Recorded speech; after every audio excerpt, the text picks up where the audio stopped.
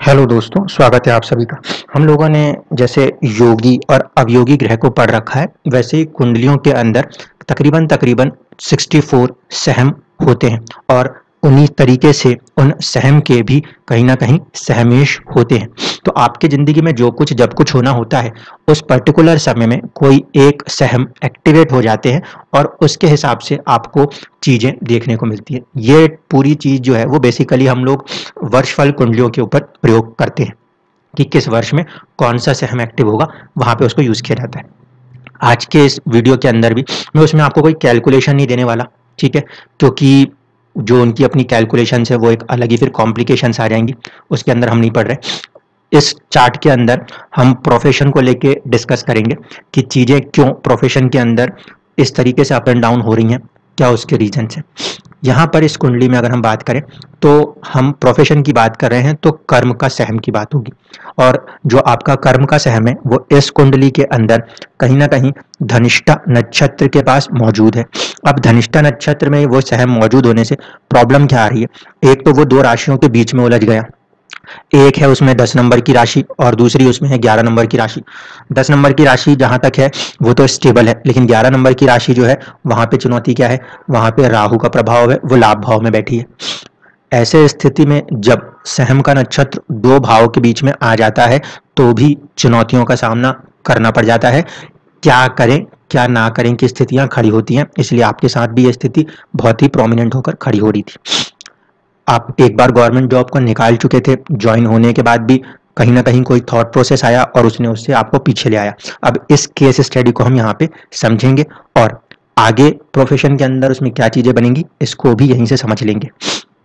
जिस तरीके से मैंने आपसे कहा कि धनिष्ठा नक्षत्र जो है वो आपका कर्म का सहम है, ऐसे स्थिति में मंगल जो है वो सीधे सीधे रिप्रेजेंट करेंगे कि क्या चीज चाहिए क्या चीज नहीं चाहिए। और मंगल यहाँ पे दसम भाव में बैठे हैं, जो सीधी बात कर रहे हैं स्टेटस 10th हाउस चाहिए। उच्च के होके बैठे हैं, दिशा बल को लेके बैठे हैं। ये अलग बात है कि उच्च का ग्रह लोगों बहुत अच्छा बताते हैं, लेकिन मैंने हमेशा कहा है ग्रह अगर उच्च का होगा तो चुनौतियां जिंदगी में ज्यादा होंगी, इसको हमेशा ध्यान रखना है। इसीलिए प्रोफेशन के अंदर चैलेंजेस भी होंगे, कोई दो राय नहीं है। आपका प्रोफेशन का सहम जो है वो अगर धनिष्ठा में आया है तो हम 10 नंबर की राशि और 11 नंबर की राशि दोनों को ही उस कंडीशन में लेके चलेंगे, क्योंकि आपका जो सहमेश होंगे वो यहाँ पर 10 नंबर की राशि 11 नंबर की राशि में शनि ही है, इसलिए कम से कम आपको एक सपोर्ट पॉइंट रहेगा शनि का। लेकिन प्रॉब्लम यह है कि शनि जो है यानी कि सहमेश जो है वो अष्टम में जाके बैठा हुआ है, ठीक है, और आपका जो सहम का स्वामी है जो बहुत इंपॉर्टेंट है वो उच्च के हो चुके हैं। इसलिए मंगल को हम पहली प्रायोरिटी देंगे जो सहम लॉर्ड है, और सहमेश है शनि उनको हम थोड़ा सेकेंडरी प्रायोरिटी देते हैं।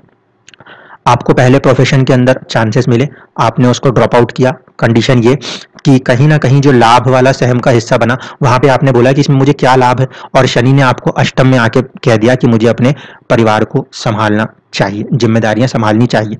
वो भी कोई गलत फैसला नहीं था, वो अपने समय के लिए ठीक फैसला था। इस समय की स्थिति अगर आप देखेंगे तो ग्रह गोचर में आपके शनि देव जो है वो धनिष्ठा नक्षत्र के ऊपर से चल रहे हैं, और धनिष्ठा नक्षत्र क्योंकि कर्म का नक्षत्र है, इस वजह से यहाँ पर कर्म का नक्षत्र मेरा मतलब है सहम जो है वो कहीं ना कहीं धनिष्ठा नक्षत्र में आया है कर्म का।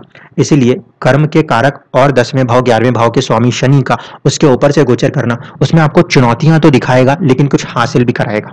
डिलेस का कारक है अगर शनि, तो देरियां तो देगा लेकिन आपको चीजें हासिल करा देगा। मंगल क्योंकि आपका उच्च के होकर बैठा है, इसीलिए आपका जो कर्मा है वो काफी अच्छा जाएगा। देर से है, अच्छा है, कोई प्रॉब्लम नहीं है। रीजन क्या है कि वो केंद्र में बैठा है। प्रॉब्लम कहां पर आई है, प्रॉब्लम आ रही है मंगल और शनि के बीच में परिवर्तन है। जब मंगल देने को तैयार होता है तो शनि मना कर देता है, और अगर हम परिवर्तन के बाद देखें कि शनि अपनी राशि में जाए तो मंगल अष्टम में आ जाता है। कभी काम मिलता है तो करने की इच्छा नहीं होती, और कभी करने की इच्छा होती है तो काम नहीं मिलता। समझ रहे हैं, यहाँ पे परिवर्तन की वजह से ये चुनौती का सामना आप अपने जिंदगी में करते हुए देख रहे हैं। जब वो मिल रहा है तो हम उसे त्यागेंगे, जब हम उसे पाना चाहेंगे तो वो हमें त्यागने लगेगा। इस समय की स्थिति में जो गोचर स्थिति बन रही है उसमें मंगल जब आगे बढ़ेंगे और 3 नंबर राशि की तरफ वो जाएंगे, तब आपके कहीं ना कहीं जो धनिष्ठा नक्षत्र से उनका एक प्रॉपर संबंध बनेगा, आपको जॉब मिल जाएगी, प्रोफेशन के अंदर आप धीरे धीरे आगे आ जाएंगे। ये स्थिति आपकी जिंदगी में हमेशा रहेगी कि करूं या छोड़ूं। मेरी सलाह यहाँ पे यही रहने वाली है। मंगल लग्नेश है, अष्टमेश के कारण चीजों में देरी होनी थी, हो गई। आपको मंगल के साथ ही यहाँ पे जाना पड़ेगा। शनि के साथ अगर हम यहाँ जाते हैं तो फिर आपको चुनौती आएगी। क्यों? क्योंकि मंगल का प्रभाव लगन पे है, वो लग्नेश भी है और वो उच्च है, वो उग्रता प्रदान करने लगेगा। इसीलिए आपको अपने आप को न्यूट्रलाइज रखने के लिए, उग्रता को न्यूट्रलाइज रखने के लिए आपको कहीं ना कहीं प्रोफेशन के अंदर जाना ही जाना है आने वाले कुछ महीनों के अंदर। क्योंकि काफी लंबे समय तक क्या होगा, अभी मंगल का जो गोचर है वो 2 नंबर और 3 नंबर की राशि में घूमता रहेगा। अगर हम धनिष्ठा नक्षत्र को देखें तो आगे जाके मृगशिरा नक्षत्र है। जब मंगल का गोचर मृगशिरा नक्षत्र के इर्द गिर्द होगा और उसमें भी स्पेसिफिकली जब वो 3 नंबर राशि में आ जाएंगे तो वहां से मंगल की दृष्टि जो है वो आपके दशम भाव पे पड़ेगी। शनि वहीं पे बैठे हैं जो कि सहमेश हैं और मंगल जो है उनकी भी दृष्टि पड़ जाएगी, तो वो योग कंप्लीट हो जाएगा। इसीलिए आपको थोड़े से और महीनों का इंतजार करना है। ये वाली कंडीशन में बिल्कुल मत आइएगा कि करूं या नहीं करूं। इन दो के बीच की उलझनों में से अब आपको बिल्कुल फुल एंड फाइनल डिसीजन करना पड़ेगा, क्योंकि शनि जो वहां पे सहमेश भी है और इस कुंडली में 10th लॉर्ड भी है और नेचुरली कर्म के कारक भी है, वो आपको कर्म देने के लिए बहुत स्ट्रांगली फोर्स करते रहेंगे। और जैसे ही सहम का स्वामी मंगल, सहम का स्वामी इस समय अच्छी स्थिति में नहीं है, मैं पहले बता दूं, गोचर की बात कर रहा हूं। गोचर की स्थिति में मंगल जो है वो अभी 2 नंबर राशि में है, फिर 3 नंबर राशि में आएंगे और फिर नीच राशि हो जाएंगे 4 नंबर में जाके। जब वो फिर धीरे धीरे अपनी उच्चता की तरफ बढ़ेंगे तब जाके आप और ज्यादा प्रोफेशन के अंदर पॉजिटिविटी के साथ आने वाले हो। अभी की स्थिति आपको बार बार ऐसा फोर्स करेगी कि मुझे कुछ नहीं करना। क्यों? क्योंकि सहम यानी कि मंगल जो है वो अभी नीच राशि की तरफ बढ़ रहे हैं। इसलिए अपने आप को बिल्कुल पॉजिटिव रखिए। चीजें थोड़ी सी देर से सही अच्छी हैं, क्योंकि ओरिजिनल लगन कुंडली में तो मंगल उच्च के हैं।